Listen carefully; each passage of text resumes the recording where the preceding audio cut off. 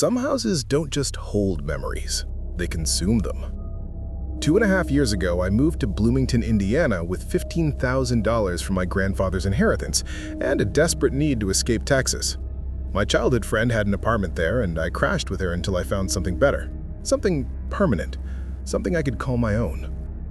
I wanted land. I wanted to raise goats. I wanted peace.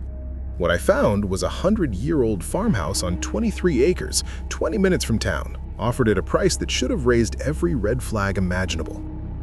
The woman who owned it practically threw the keys at me. $10,000 down, lease to purchase, as is.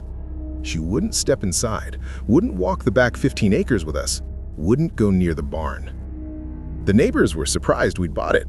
Not alarmed, just surprised, like we'd purchased a house with a leaky roof, not something darker. Within a month, we'd made the place beautiful, fixed the windows, painted the walls, refinished the hardwood floors until they gleamed like honey. It looked like something out of a historical magazine. But there were oddities. The attic was unfinished except for carpet and telephone wiring, despite the house being miles from cable service. Someone had nailed a children's drawing to fresh drywall, a colored-in illustration from Alice in Wonderland surrounded by small handprints in blue and pink paint. No children had lived there in decades. When I ripped up the carpet, I found chalk marks underneath, smeared but deliberate, like someone had drawn something they didn't want found. The lights in the attic didn't work. I assumed faulty wiring until the electrician told me they'd never been wired at all. It found the smell first. Rotting, sweet, wrong. It came from behind the drywall with the handprints. When I removed it, a dead cat tumbled out. Fresh enough to stink, despite the attic being completely sealed. No openings, no way in.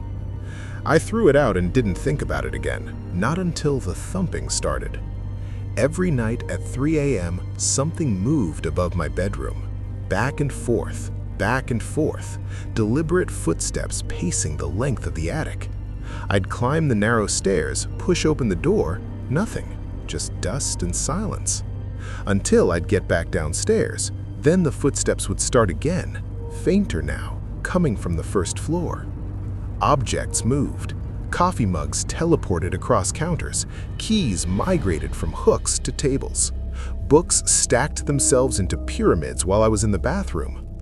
The cold spots were worse. My closet dropped 10 degrees colder than the rest of the house. It smelled of must and old flowers. I'd leave the door open, come home to find it closed. Every time. My roommate swore she wasn't touching it. One night, I woke to find it closed again. When I finally fell back asleep, I dreamed of someone standing in the corner, watching. We got a third roommate, a kid from online who needed a place. He took the empty bedroom, the one with the cold spot dead center. Our dogs refused to enter. Our cats wouldn't go near it. Within weeks, he stopped leaving his room, stopped walking his dog. His room filled with trash, bottles of urine, things too disturbing to describe. When my roommate caught him standing outside the bathroom door, just staring, unresponsive, we gave him a week to leave. His room was a catastrophe, piles of filth, an iguana we never knew about, urine on the walls, and through it all, that cold spot remained, undisturbed, like the room itself was rotting from the center out. That's when things escalated. I'd come home to find my belongings rearranged, pencils laid out in perfect squares, my keyboard stacked on top of my computer tower, speakers balanced on top, books arranged in pyramids. This happened even when no one else was home. Sometimes it happened in the 30 seconds I left my room to use the bathroom. The barn was worse. We'd clean it one evening, come back the next morning to find an inch of dust coating everything. Impossible dust, thick and choking, appearing overnight. The horses became skittish, refusing to enter their stalls. One evening, they wouldn't come to the barn at all, huddled in the far corner of the pasture, eyes wide and white-rimmed with fear. My draft horse, a 1,000-pound animal who'd tear the barn apart if his dinner was late, wouldn't go near his stall. I had to drag him, and when I finally got him inside, he nearly trampled me trying to escape. I felt watched that night. Shapes moved at the edge of my vision in the darkness. The air felt thin, my roommate said later, like the walls between worlds were paper thin. My goats started dying. Choking, the vet said, though he couldn't explain why. Healthy one day, gasping and thin the next. 2 weeks from symptom to death. No disease, no explanation. Winter came, and with it, the final unraveling. We'd hear classical music at night when no one was playing anything. Clicks from the basement. My roommate's boyfriend claimed something watched him from the attic. I started finding the attic door unlocked, the key in the lock, though I always secured it before bed. I called the woman I'd bought the house from. Casual conversation, just wanted to know the history. She laughed when she told me. Laughed, like it was funny. Someone had hanged themselves in my closet in the 2000s. Suicide by hanging from the exposed beam in my ceiling. "I'm glad you like the house so much," she said. "I didn't want to tell you quite everything when you bought it." That wasn't all that had happened there. I could feel it. The barn's problems, the attic, the cold spots and the stacking, and the things that moved in the darkness. My roommate moved out. I started looking for new places. "We're just tired," we told people. "Just tired of the upkeep." But that's a lie. We're tired of the 1,000 little things that add up to one inescapable truth. Something in that house doesn't want us there. Something that paces at night. Something that rearranges our lives when we're not looking. Something that watches from corners and doorways and dark spaces between walls. No rattling chains, no screaming apparitions, just the slow, relentless certainty that we are not alone and we are not welcome, and every night we stay is a night we're living in something else's home. I'm driving to Kentucky on Monday to look at new construction. From now on, all my houses will be new, because whatever was in that farmhouse in Bloomington had been there a long, long time. And it's not done yet.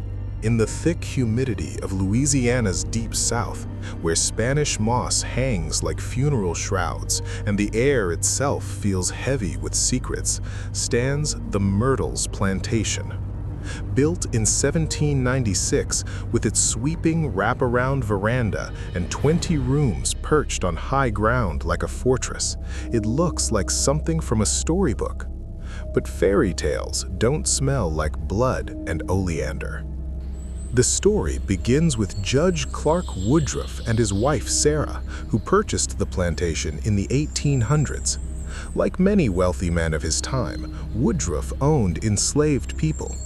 Among them was a house slave named Chloe, a woman whose name would echo through centuries, whose face would appear in photographs long after her death, whose spirit would make the Myrtles one of the most haunted locations in America. Chloe learned early to survive through knowledge. She would press her ear to doors, listening to the Woodruffs' private conversations, learning their moods, their plans, anything that might help her anticipate and avoid punishment. One day, she was caught. Judge Clark Woodruff's punishment was swift and brutal.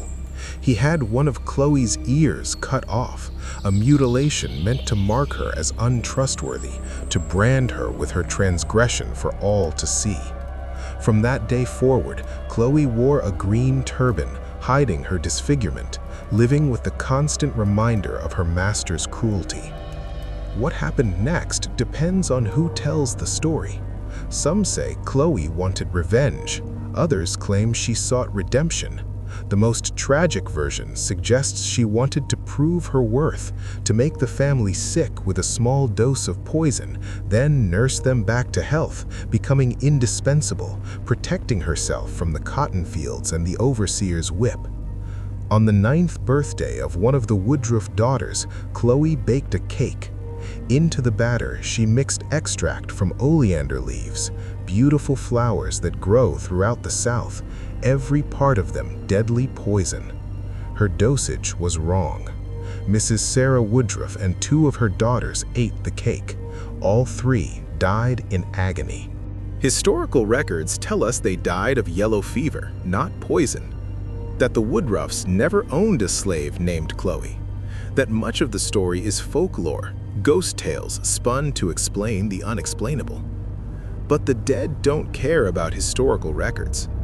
When word of the deaths spread through the plantation, the other enslaved people took justice into their own hands. Whether to punish Chloe or to escape punishment themselves, no one knows. They hanged her from a tree, her body left to sway in the Louisiana breeze. Then they weighted her corpse with stones and threw her into the Mississippi River. If the story ended there, it would just be another tragedy in a land soaked with them. But Chloe didn't leave. In the 1950s, the new owner, Marjorie Munson, heard stories from locals about a woman in a green bonnet who wandered the Myrtles. The Williams family, who'd owned the plantation decades earlier, used to laugh about it. Their family ghost, an old woman who appeared and disappeared like morning mist. By the 1970s, when the Myers family purchased the property, the hauntings intensified.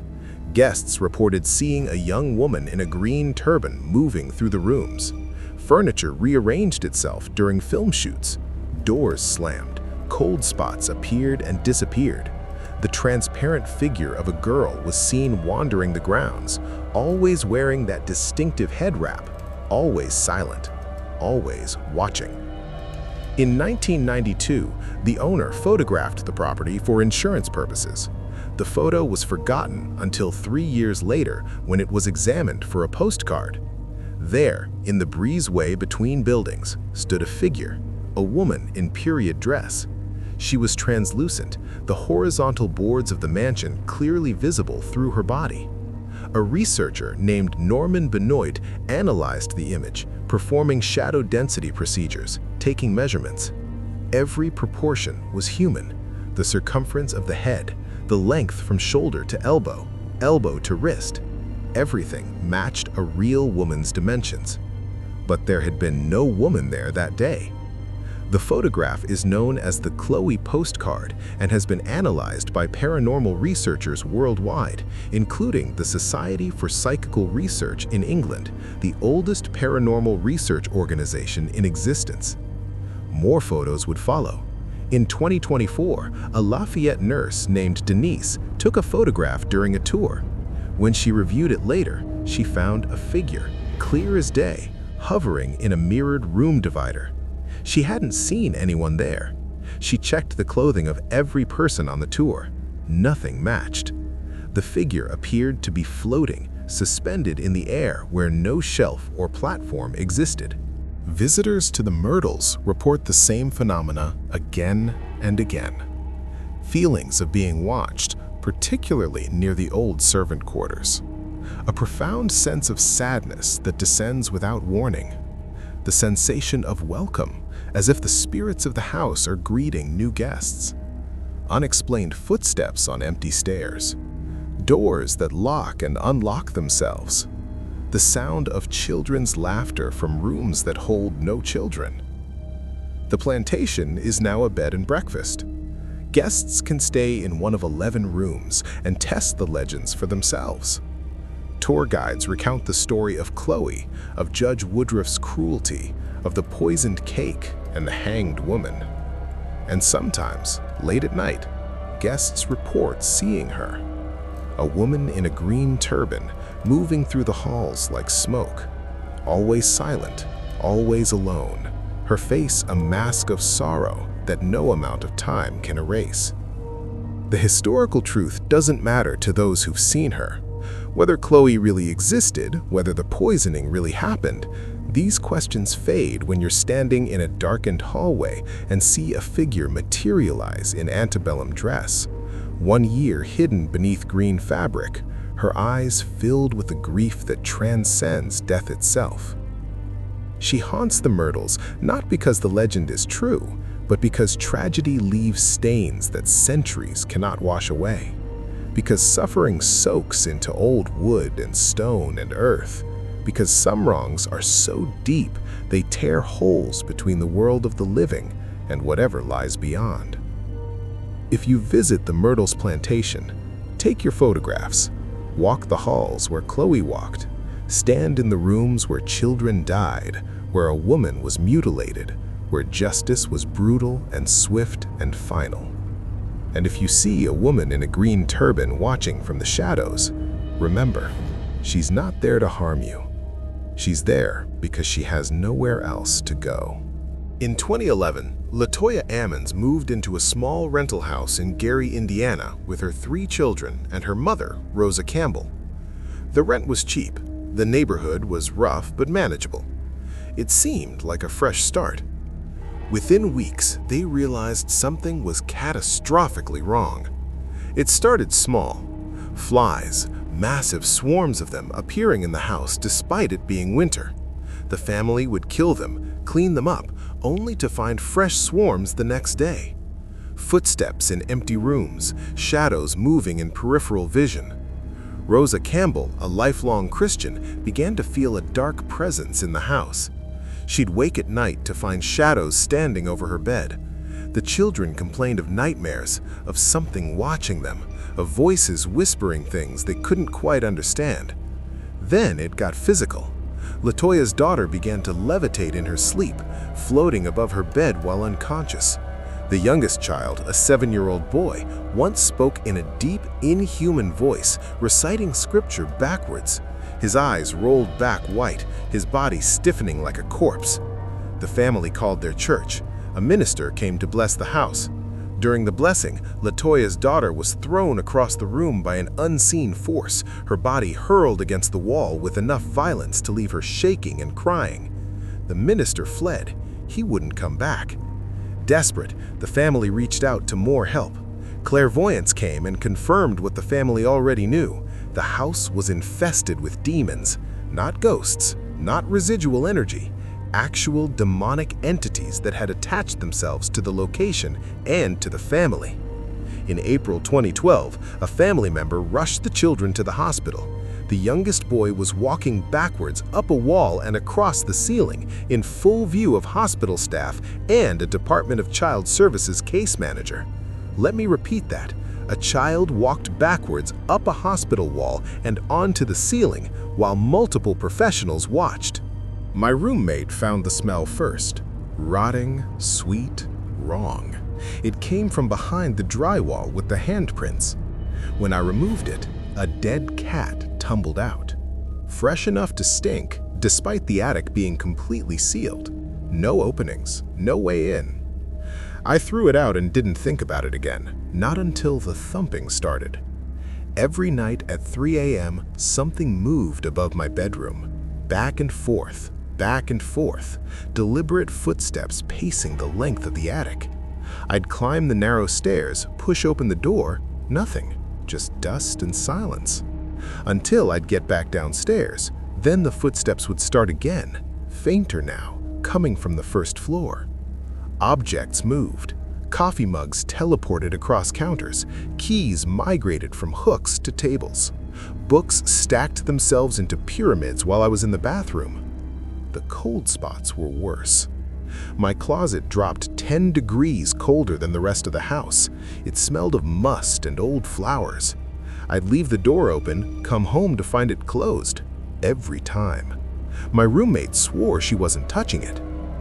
One night, I woke to find it closed again. When I finally fell back asleep, I dreamed of someone standing in the corner, watching. We got a third roommate, a kid from online who needed a place. He took the empty bedroom, the one with the cold spot dead center. Our dogs refused to enter. Our cats wouldn't go near it. Within weeks, he stopped leaving his room, stopped walking his dog. His room filled with trash, bottles of urine, things too disturbing to describe. When my roommate caught him standing outside the bathroom door, just staring, unresponsive, we gave him a week to leave. His room was a catastrophe. Piles of filth, an iguana we never knew about, urine on the walls, and through it all, that cold spot remained, undisturbed, like the room itself was rotting from the center out. That's when things escalated. I'd come home to find my belongings rearranged, pencils laid out in perfect squares, my keyboard stacked on top of my computer tower, speakers balanced on top, books arranged in pyramids. This happened even when no one else was home. Sometimes it happened in the 30 seconds I left my room to use the bathroom. The barn was worse. Father Maginot later stated publicly that he believed the family was genuinely possessed, that demonic entities had attached themselves to the family through the house, that the phenomena were real, documented, and beyond natural explanation. The landlord, Charles Reed, tried to rent the house to new tenants. None stayed long. Reports of dark figures, violent nightmares, and oppressive feelings drove them away within weeks. In 2014, paranormal investigator Zach Baggins, host of Ghost Adventures, purchased the house for $35,000. He planned to document the hauntings, to investigate the claims, to finally get answers. His crew reported immediate problems: equipment failures, crew members becoming violently ill, strange voices on recordings. One crew member claimed to have been pushed down the basement stairs by an unseen force. Baggins later stated it was the most terrifying investigation of his career, and in 2016 he had the house demolished. Not renovated, not cleansed, demolished, torn down to the foundation and carted away. Because some places are so saturated with evil that the only solution is complete destruction. The case files remain public record. Police reports, hospital records, DCS documentation, sworn statements from medical professionals and law enforcement, photographs and audio recordings that defy explanation. Director Lee Daniels is making a film about the case called The Deliverance, set to stream on Netflix. But no Hollywood recreation can capture the sheer terror of the real events, the documented, witnessed, verified phenomena that turned a simple rental house into one of the most frightening cases of demonic infestation in modern American history. The house is gone now. The foundation was excavated. The lot sits empty. But the family still bears the scars. The professionals who investigated still carry Bibles for protection. The recordings and photographs still exist, still defy explanation, still whisper of a reality where the barriers between our world and something older, darker, and infinitely more malevolent are thinner than we'd like to believe. The demon house of Gary, Indiana is gone, but it's not forgotten. And according to those who lived through it, who investigated it, who witnessed things that shattered their understanding of reality, it was never really about the house at all. It was about what lived inside it. And that, they say, is still out there, waiting. These stories are based on documented cases and real events. The Bloomington farmhouse account comes from a detailed 4chan post with numerous specific details. The Myrtles Plantation hauntings have been investigated by multiple paranormal research organizations and documented in photographs. The Gary, Indiana case has official police reports, hospital records, and sworn testimony from Child Protective Services personnel on file. Whether you believe in the paranormal or not, these events happen to real people who maintain their accounts to this day.